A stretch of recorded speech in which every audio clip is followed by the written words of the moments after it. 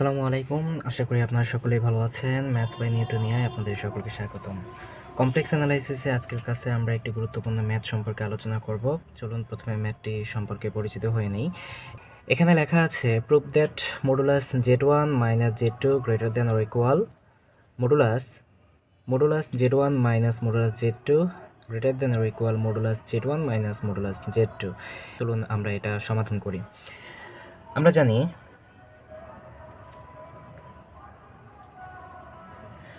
আমরা জানি যে মডুলাস z1 তার উপর whole square is equal to Z bar. এই সূত্রটা আমরা এর আগেও বেশ কয়েকবার ব্যবহার করেছি এবং আমরা জানি z1 প্লাস z2 উপর হোল বার যদি থাকে তাহলে এটাকে আমরা z1 বার প্লাস z2 বার হিসেবে লিখতে পারি। এটা হচ্ছে দুইটা সূত্র যেটা আমরা জানি মডুলাস z তার উপর হোল স্কোয়ারকে একবার বার সহ এবং বার ছাড়া এবং z1 প্লাস z2 সম্পূর্ণরূপে বার থাকলে সেটাকে আমরা আলাদা আলাদা করে বার দিয়ে দিতে পারি। এটা দুইটা সূত্র আমরা লিখে নিলাম এবং এই দুটো সূত্র আমাদের কাজে লাগবে। তাহলে চলুন এখানে থেকে শুরু করি যে মডুলাস z1 মাইনাস z2 এটার হোল স্কোয়ার নিলে কি পাই আমরা z1 মাইনাস z2 তার উপর হোল স্কোয়ার। এটাকে লেখা যাচ্ছে মডুলাস তার উপর হোল স্কোয়ার থাকলে একবার বার এবং একবার বার ছাড়া লেখা যাবে। তাহলে z1 মাইনাস z2 বার ছাড়া লিখলাম এবং z1 মাইনাস z2 এটাকে বার সহ লিখলাম। এখন এই সূত্রটা যদি আমরা এখানে ব্যবহার করি তাহলে আমরা কি পাচ্ছি z1 minus z2 into z1 bar minus z2 বার। এখন এই দুইটা রাশিকে পরস্পরের সাথে গুণ করি তাহলে কি পাচ্ছি z1 bar minus z2 bar minus z1 বার প্লাস z2 বার। এই যে অংশটি z1 এর উপর একবার বার আছে একবার বার নেই, এটাকে আমরা এটা লিখতে পারি মডুলাস z1 তার উপর হোল স্কোয়ার এবং এই অংশটিকেও আমরা ঠিক একইভাবেই লিখতে পারি মডুলাস z2 তার উপর হোল স্কোয়ার এবং এই অংশটিকে আমরা কি পাই মাইনাস, যদি আমরা কমন নেই তাহলে z1 z2 বার প্লাস z1 z2 বার তার উপর হোল বার। যখন আমরা এই মাইনাসটা কমন নিব তখন এই পদগুলোর চিহ্নগুলো পরিবর্তন হয়ে যাবে এবং z1 z2 রাখলাম এবং এই অংশটিকে আমরা z1 z2 বার দেওয়ার পর হোল বার দিলাম। এই বারটা যখন আলাদা করে দিব তখন z2-র উপর ডাবল বার থাকবে, ডাবল বার হওয়ার কারণে দুইটা বার ভ্যানিশ হয়ে যাবে এবং z1-এর উপর শুধুমাত্র একটি বার থাকবে যেটা এখানে লেখা ছিল। অর্থাৎ ফাইনালি আমরা এই লাইনটাই আমরা এখান থেকে পাচ্ছি। এখন আমরা দেখতে পাচ্ছি একই ধরনের রাশি যার একবার বার নেই আর একবার বার দেওয়া আছে এবং দুটোর মাঝে যদি প্লাস চিহ্ন থাকে তাহলে এই মানটিকে আমরা কিভাবে লিখতে পারি, আমরা একটা সূত্র জানি। এখন এখান থেকে আমরা একটা সূত্র জানি যে জেড প্লাস জেড বার যদি থাকে অর্থাৎ একই ধরনের হচ্ছে একটা রাশি তার উপরে যদি একবার বার ছাড়া এবং একবার বার সহ এবং দুইটির মধ্যে সমষ্টি থাকে তাহলে এটাকে আমরা লিখতে পারি একটু রিয়েল জেড হিসেবে। অর্থাৎ এই জায়গায় আমরা টু রিয়েল জেড আনতে পারি যেখানে জেড হিসেবে আমরা z1 z2 বারকে আমরা বলছি। তাহলে এই রাশিটিকে লেখা যায় মডুলাস z1 তার উপর হোল স্কোয়ার মাইনাস 2, এই অংশ থেকে আমরা আসতে পারি রিয়েল জেড হিসেবে। রিয়েল জেড, জেড কি হচ্ছে এখানে, জেড হচ্ছে আপনার z1 z2 বার প্লাস মডুলাস z2 তার উপর হোল স্কোয়ার। এই লাইন থেকে এই পদটিকে আমরা এইভাবে লেখা যায়। আশা করি বুঝতে পেরেছেন। এখন আমাদের প্রশ্নে ছিল হচ্ছে যে মডুলাস z1 মাইনাস z2 এটাকে আমাদের যেভাবে লিখতে হবে modulus z1 minus modulus z2, অর্থাৎ মাইনাসটা এখানে রাখতে হবে।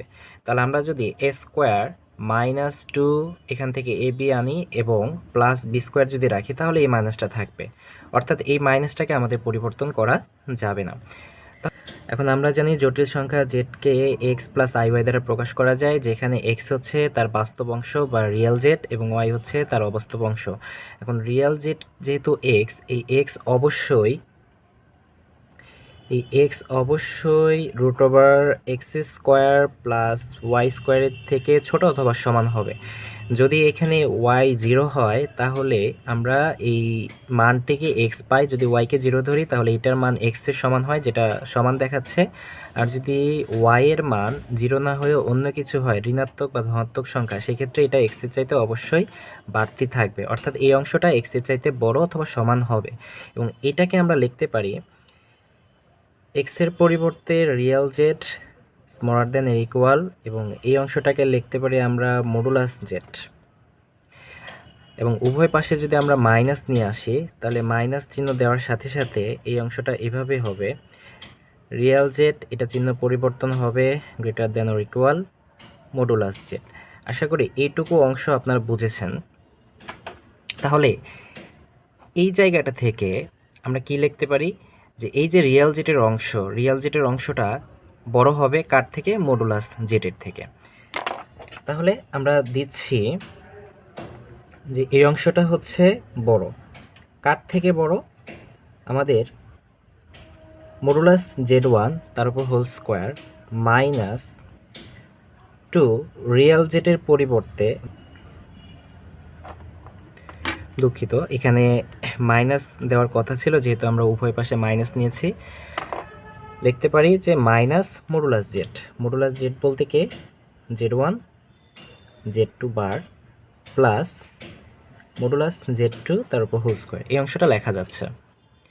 এবং এই অংশ কোথা থেকে এসেছিল, এই অংশ এসেছিল হচ্ছে মডুলাস Z1 মাইনাস Z2 তার উপর হোল স্কোয়ার, অর্থাৎ এই মডুলাস Z1 মাইনাস Z2 তার হোল স্কোয়ার এই অংশটির চাইতে হচ্ছে বড়। তাহলে এখন কি লেখা যায়, বা মডুলাস Z1 Z2 তার whole square greater than or equal, এই অংশটাকে লিখতে পারি হচ্ছে মডুলাস Z1 তার হোল স্কোয়ার মাইনাস 2 দুইটি সংখ্যার মডুলাসের গুণফলের সমান প্লাস Z2 তার হোল স্কোয়ার, বা মডুলাস Z1 মাইনাস Z2 তার whole square greater than or equal, এই অংশটা কিছু করছি না, মাইনাস 2 Z1 প্লাস Z2 তার হোল স্কোয়ার। আমরা জানি যে কোনো একটি জটিল সংখ্যার বারের মডুলাস ওই জটিল সংখ্যার মডুলাসের সমান, তাই এই বারটা আমরা ছাড়া লিখতে পারি মডুলাস Z2 হিসেবে। তাহলে এখন কি দাঁড়াচ্ছে, মডুলাস Z1 তার উপর whole square minus 2 modulus Z1 Z2 plus modulus Z2 তার উপর whole square A square minus 2ab plus B square. তাহলে এই অংশটিকে আমরা লিখতে পারি a মাইনাস বি তার হোল স্কোয়ার, বা Z1 মাইনাস Z2 তার modulus greater than or equal, A কত, এ হচ্ছে মডুলাস Z1 মাইনাস বি কত, বি হচ্ছে মডুলাস Z2 তার উপর হোল স্কোয়ার। এখন এখান থেকে একটি জিনিস মনে রাখবেন, যে কোনো একটা সংখ্যা যদি এর অ্যাবসোলিউট ভ্যালু হচ্ছে মডুলাস এ, বা পরম মানকে আমরা মডুলাস এ দ্বারা প্রকাশ করি, এই পরম মানের উপর বর্গ ওই সংখ্যাটার উপর বর্গের সমান। বলছি আমি যে কোনো একটা সংখ্যার পরম মান হচ্ছে মডুলাস এ, এই অ্যাবসোলিউট ভ্যালু বা পরম মানের উপর বর্গ ওই সংখ্যার বর্গের সমান। এটা এ ধনাত্মক হোক বা ঋণাত্মক হোক, যখন এটাকে মডুলাস করব তখন এটা প্লাসের হয়ে যাবে, এবং ওটাকে যখন আমরা বর্গ করব তার মানে প্লাসের একে বর্গ করার সমান হবে। তাহলে এই সম্পূর্ণ অংশটুকুকে যদি আমি এ ধরি, এটা হচ্ছে এ স্কোয়ার হিসেবে থাকবে। এই এ স্কোয়ারকে আমরা এভাবে লিখতে পারি, মডুলাস এ হচ্ছে modulus Z1 minus modulus Z2। এই যে এ কে আমরা মডুলাসের ভিতরে রাখলাম, যেমনটা এখানে লেখা আছে, আমরা প্রথম অংশটিকে এ ধরেছি, এই এর উপর স্কোয়ার ছিল, এই যে এর উপর স্কোয়ার, এটাকে আমরা সমান সমান দিয়ে লিখছি মডুলাস এ। তাহলে এই যে মডুলাস ভিতরে এ তার উপর হোল স্কোয়ার। আশা করি বুঝতে পেরেছেন। তাহলে কি দাঁড়াচ্ছে, এই অংশটি অবশ্যই এই অংশের চাইতে বড়। এখন আমরা কি পাই? মডুলাস z1 মাইনাস z2 তার উপর whole square greater than or equal modulus z1 minus modulus z2 তার সম্পূর্ণের উপর মডুলাস তার উপর হোল স্কোয়ার, বা এখান থেকে লেখা যায় modulus z1 minus z2 greater than or equal modulus z1 minus modulus z2, এই হিসেবে আমরা লিখতে পারি।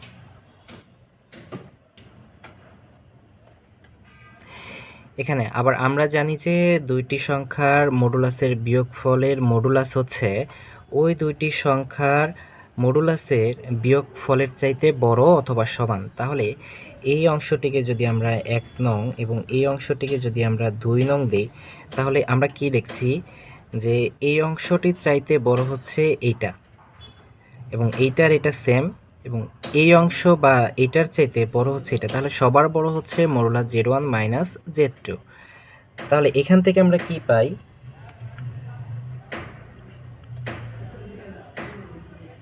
তাহলে আমরা পাই যে modulus z1 minus z2 greater than or equal modulus z1 minus modulus z2 তার whole modulus greater than or equal modulus z1 minus modulus z2, এবং এই অংশটি ছিল আমাদের প্রমাণের বিষয়, অতএব প্রমাণিত। আশা করি আপনারা সকলেই এই অঙ্কটি বুঝতে পেরেছেন। আপনাদের সকলের সুস্থতা কামনা করে আজকের ক্লাসটি শেষ করছি। আল্লাহ হাফেজ।